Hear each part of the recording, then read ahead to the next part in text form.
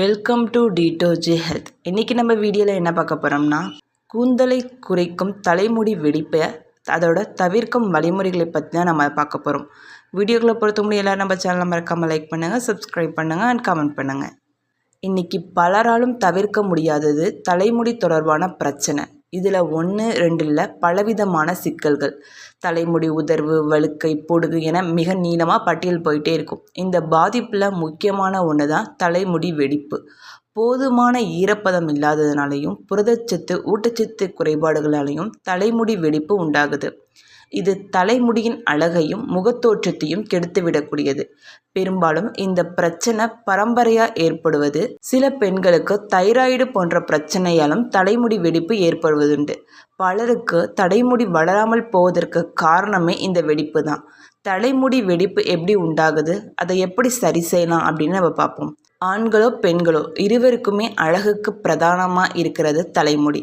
அதன் அழகு கெடாமல் பார்த்து கொள்ள வேண்டியது இருபாலருக்குமே அவசியம். பெண்களின் கூந்தல், ஆண்களின் தலைமுடி இரண்டின் அழகுத்தன்மையையும் சுற்றுப்புற சூழல் தான் தீர்மானிக்குது. உதாரணமாக ஹேர் ட்ரையர் போன்ற சாதனத்தை பயன்படுத்தினா தலைமுடி பாதிக்கப்படும்.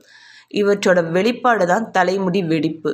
உயிரோட்டம் இல்லாத காரணத்தாலும் போஷாக்கு இல்லாததுனாலையும் தலைமுடி வெடிப்பு ஏற்படுது. ட்ரைகோப்டிலாசிஸ் அப்படின்னு அழைக்கப்படுற நுனி முடி வெடிப்பு முடி சேதத்தால் ஏற்படுது. இது முடி 2 அல்லது அதற்கு மேற்பட்ட இலைகளாக உடைஞ்சு, இது முடி 2 அப்படின்னா 3க்கு மேற்பட்ட இலைகளாக உடைந்தது போல காட்சியளிக்கும்.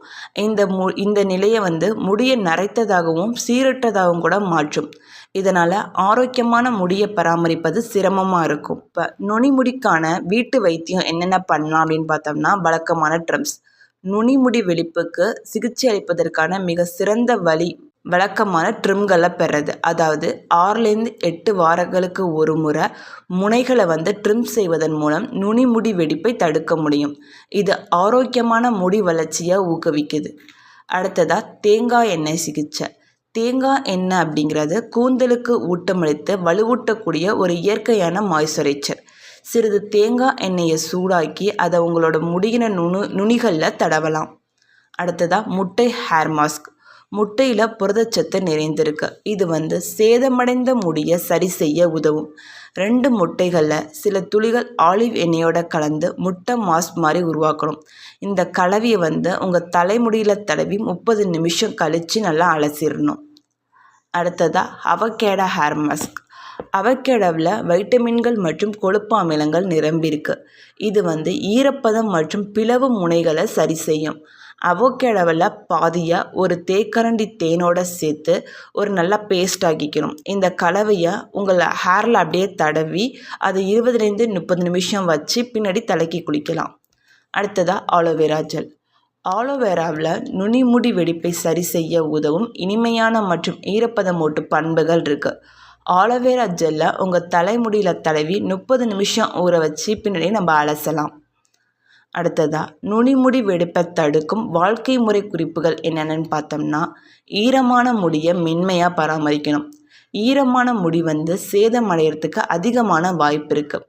முடி ஈரமாக இருக்கும்போது அதை நல்லா ஹார்டான துணியை வச்சு துவட்டுறது அந்த மாதிரிலாம் பண்ணக்கூடாது. அதுக்கு பதிலாக தலைமுடியை மெதுவாக உலர்த்துவதற்கும் மென்மையான மைக்ரோஃபைபர் டவலை பயன்படுத்தலாம். அடுத்ததாக கருவிகளோட பயன்பாட்டை கட்டுப்படுத்தணும். ஸ்டைலிங் கருவிலேருந்து வரும் அதிக வெப்பம் நுணுமுடியை சேதப்படுத்தி முடி வெடிப்புக்கு வழிவகுக்கும். இதற்கு வெப்ப ஸ்டைலிங் கருவிகளின் பயன்பாட்டை கட்டுப்படுத்த முயற்சிக்கணும். மேலும் குறைந்த வெப்ப அமைப்பில் அதை பயன்படுத்தணும். அடுத்ததாக தலைமுடியை சூரிய ஒளியிலிருந்து பாதுகாக்கணும். புற ஊதா கதிர்கள் உங்களோட தலைமுடியின் புரதங்கள் மற்றும் ஈரப்பதத்தை சேதப்படுத்தும். இது நுனிமுடி வெடிப்பை சேதப்படுத்தும்.